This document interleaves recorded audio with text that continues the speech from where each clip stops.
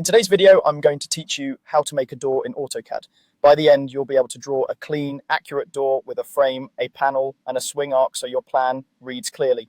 Let's start by creating the door frame. With your drawing open, type rectangle and press enter. Click once to set the first corner of the opening, then click again to set the opposite corner. This gives you a precise rectangular door opening. If you prefer to control each edge manually, you can use line instead. Just draw the two vertical edges and the top and bottom edges to match the size of your opening. A quick tip, turn on ortho with F8 to keep lines straight and use object snaps like endpoint and midpoint for accuracy. You can also type exact distances while drawing if you know the opening width and thickness.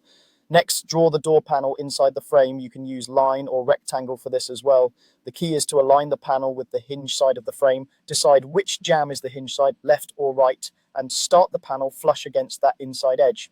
If you're using rectangle, click the inside hinge corner first, then click a second point inside the frame to define the panel's width and height. If you're using line, trace the outline of the panel, snapping to the inside corners. Leave a small visual gap between the panel and the opposite jamb to suggest clearance, and keep the panel slightly thinner than the opening so it reads as a movable leaf rather than a solid wall.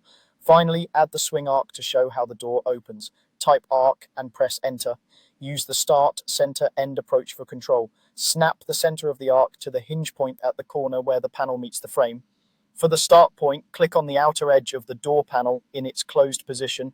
Then move your cursor into the room and click an end point to set the open angle. 90 degrees is typical in plans, but you can pick any angle that fits. Make sure the arc curves into the room and does not cross the wall.